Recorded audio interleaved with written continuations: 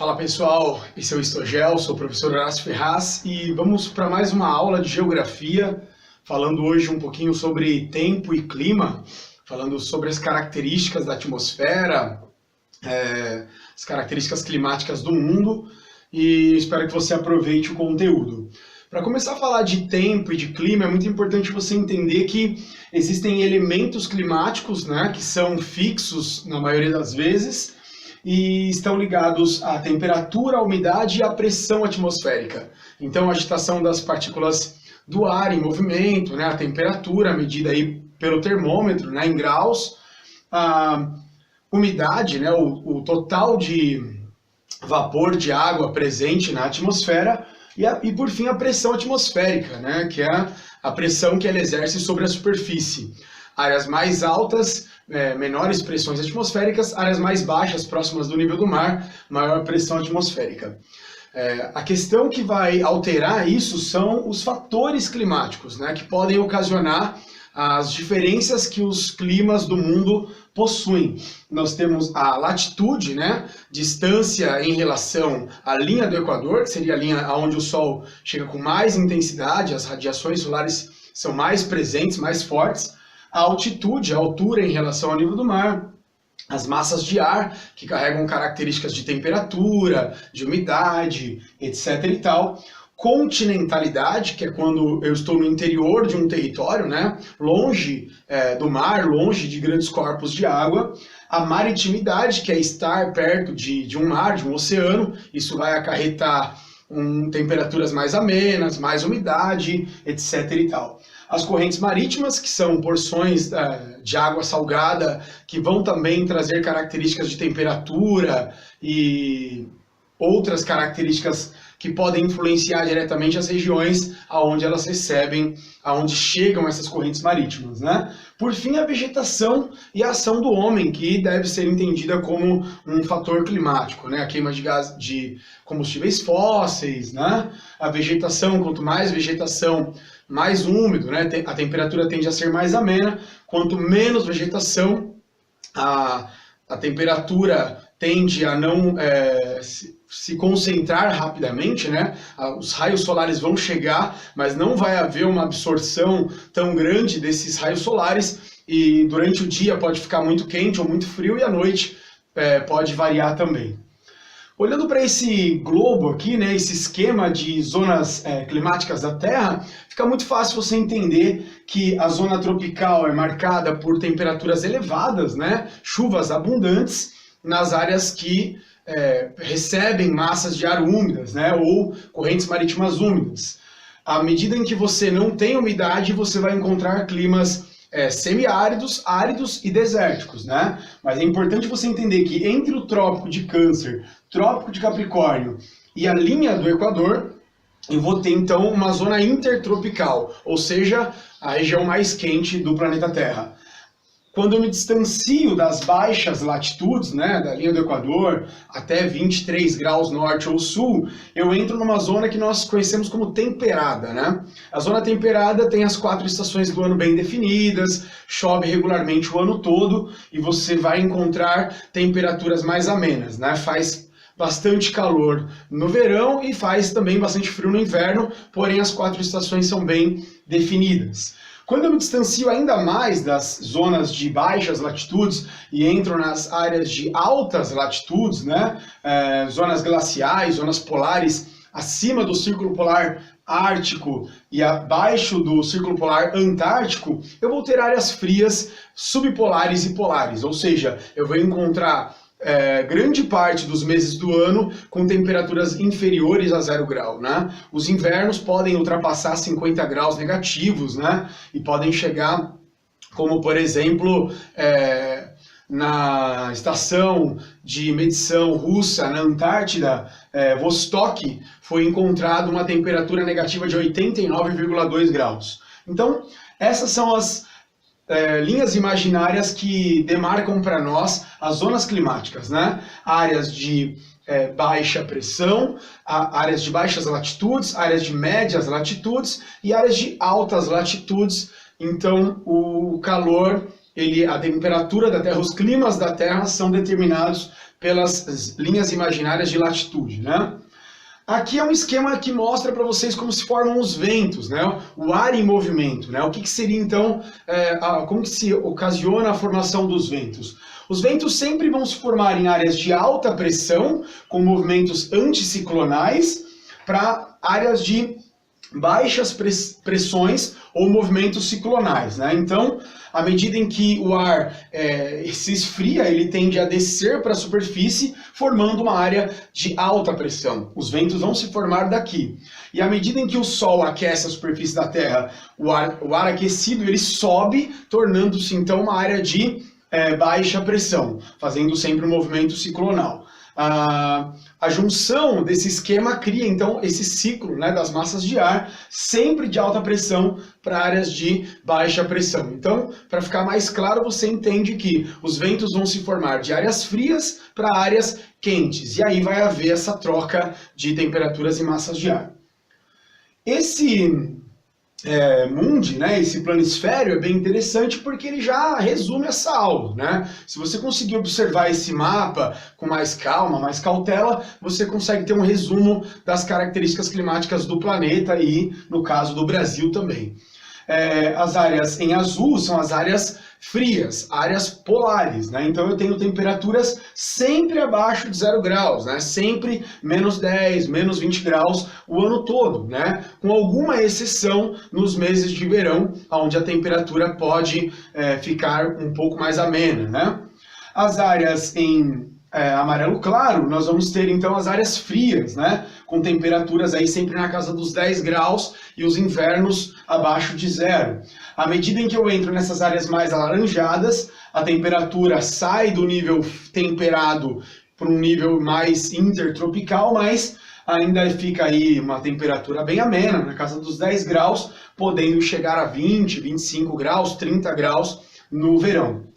As áreas mais escuras, eu preciso separar o que é área tropical úmida do que é área tropical seca, né? Porque eu tenho aqui, então, áreas tropicais, intertropicais, que recebem umidade, portanto chove muito o ano todo, e eu tenho também áreas tropicais áridas, desérticas, né? Como o norte do México, né? Como o Saara, o maior deserto do mundo. Eu tenho também que entender que deserto não é só quente, mas eu tenho o deserto de Gobi, na Mongólia, acima aí do extremo norte da Ásia, eu vou ter um deserto gelado, vou ter também desertos no Peru, no Equador e por aí vai. Olhando para esse mundo, fica bem tranquilo, mas eu vou estar trazendo para vocês algumas características específicas.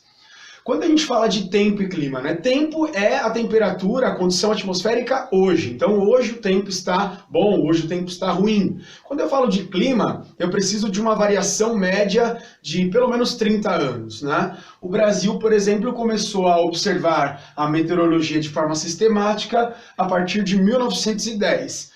Os primeiros padrões climáticos do Brasil, lembrando que o Brasil tem um clima predominantemente tropical, né? 93% do território brasileiro está inserido num clima tropical. Eu tenho um primeiro padrão climático nos anos de 1931 e 1960, quando o IBGE foi criado, o governo Vargas em diante passou a organizar de melhor forma o território brasileiro como estado, né? E o cuidado com o clima, né? As projeções climáticas e a organização espacial do estado brasileiro, então conseguiu projetar o primeiro padrão climático entre 31 e 60. O segundo entre 60 e 90, muito importante frisar com vocês a questão da tecnologia. De 60 em diante nós vamos falar de sensoramento remoto, imagens de satélite, e hoje a tecnologia ela contribui muito para o estudo do clima. Clima e tecnologia andam juntos, né? Imagens de satélites oferecem para a vida humana hoje, né? Governos, empresas, etc. e tal, previsões e planejamento do tempo. Então você tem aí uma previsão do tempo e através disso você consegue fazer um planejamento econômico na agricultura, nas atividades humanas, etc. e tal.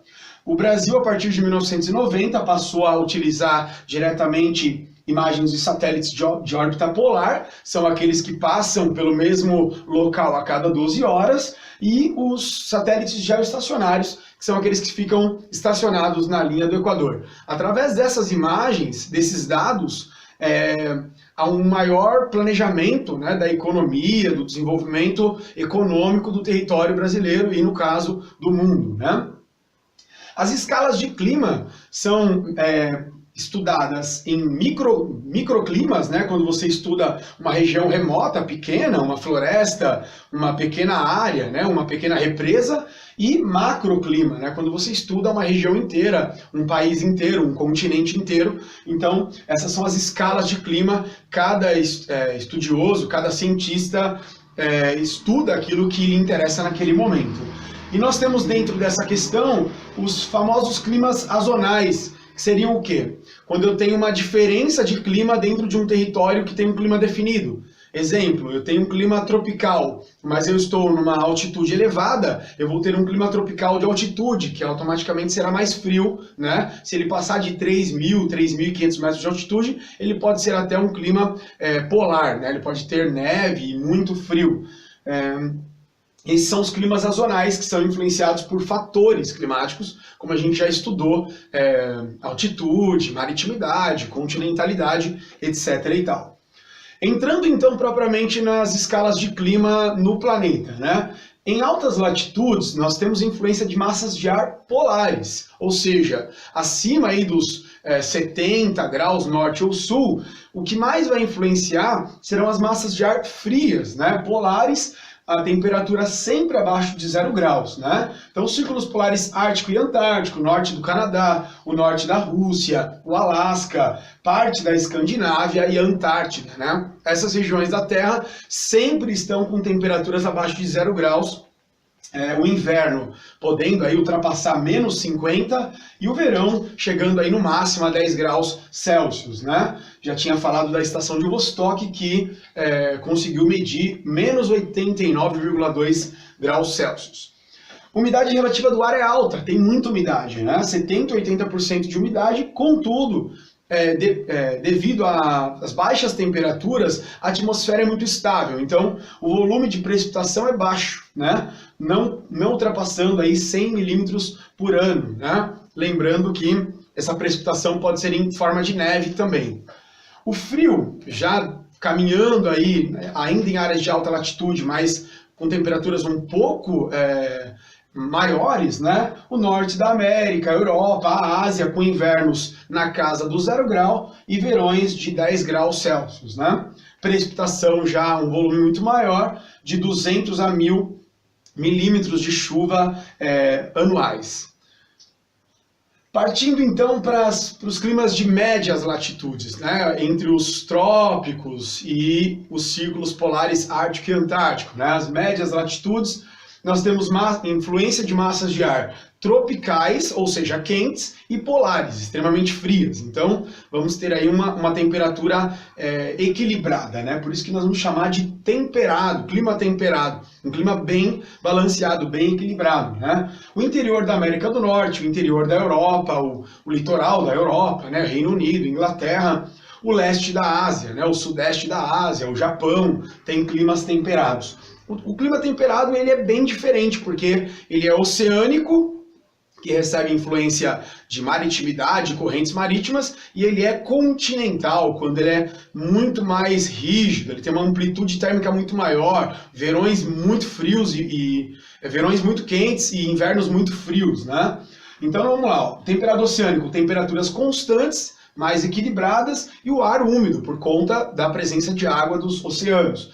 E o temperado continental, ele é seco, porque não está próximo do mar, e ele tem uma elevada amplitude térmica. Então, você tem um verão bem quente, um inverno bem frio, as temperaturas das mínimas para as máximas são extremamente distantes, isso é amplitude térmica, a diferença da temperatura mínima para a temperatura máxima.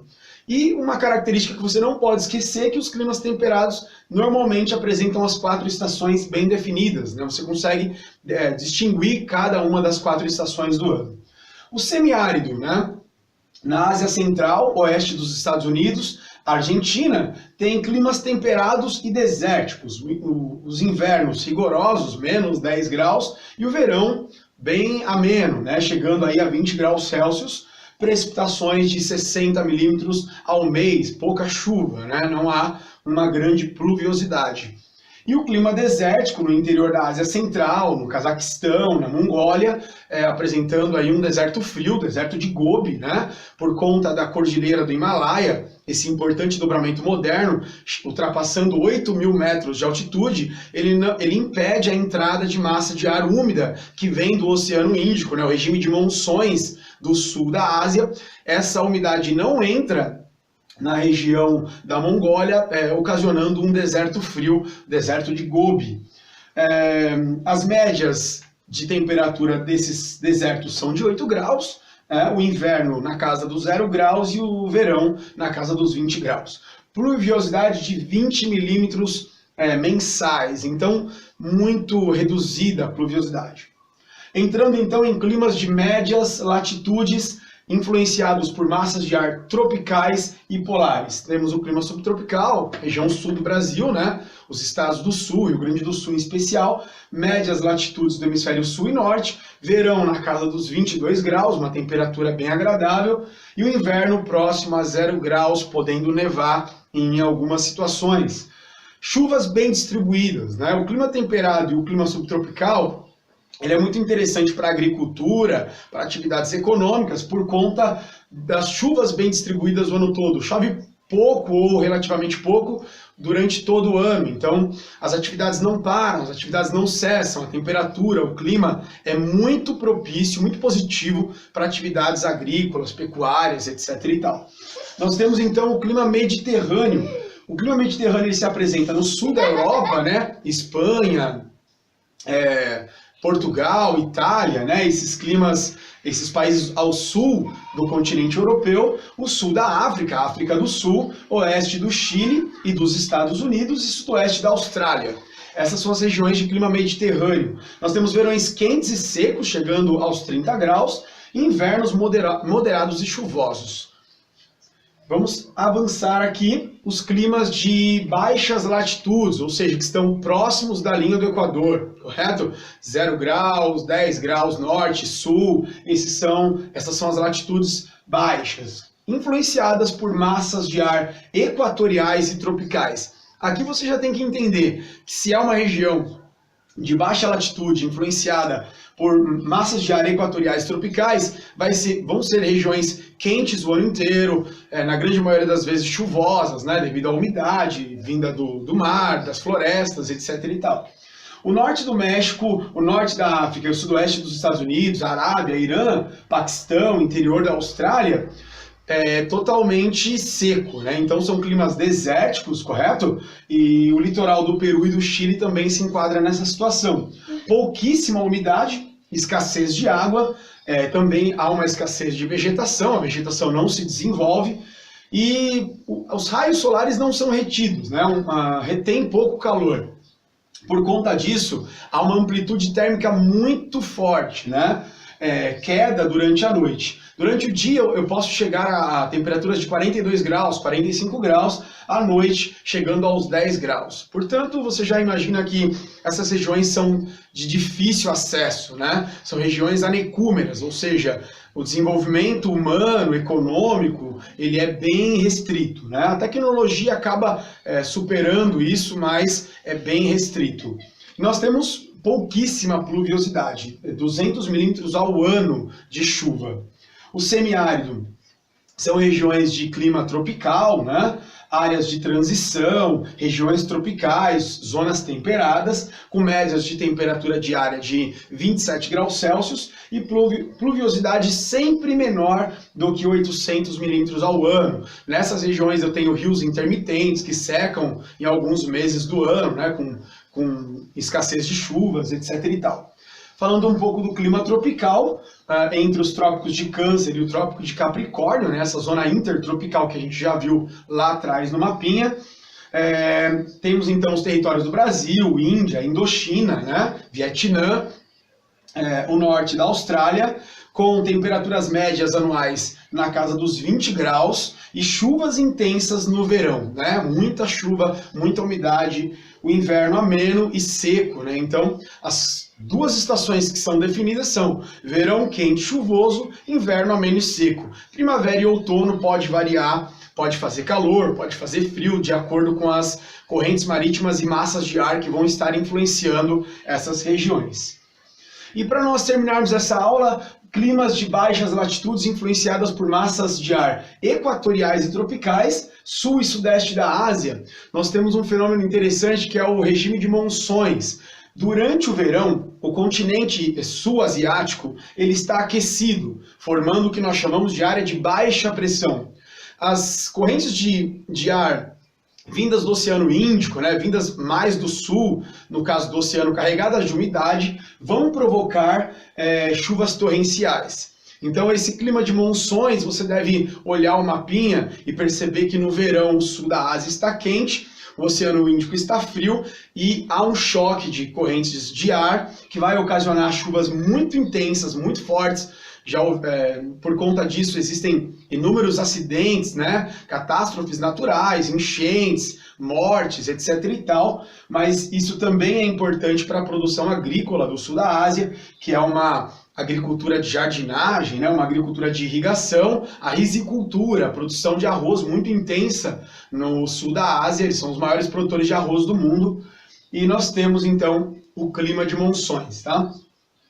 Nas regiões equatoriais, América Central, Sul, no caso América Central, América do Sul, e África e Ásia, os climas equatoriais são de radiação solar intensa durante todo o ano, né? Médias sempre superiores a 24 graus, e chuvas abundantes durante todo o ano. Então, se eu estou na região próxima da linha do Equador, né, regiões equatoriais, eu vou ter calor, umidade, chuva durante quase o ano inteiro, né?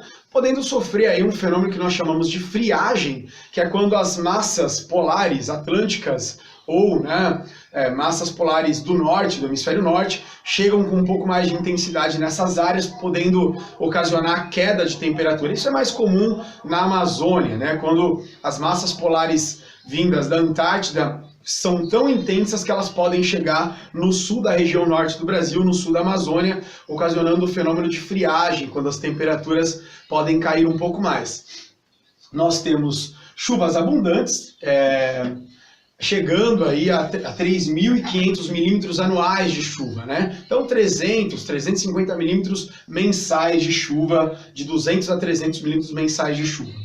Pequena amplitude térmica, ou seja, faz calor o ano todo, o clima está sempre na casa dos 25, 26 graus, como a gente já estudou. É isso, pessoal. Eu espero que vocês tenham gostado da aula. Se você se interessar e quiser, se inscreva no canal Histogel. Eu te aguardo na próxima aula. Muito obrigado, um grande abraço. Valeu!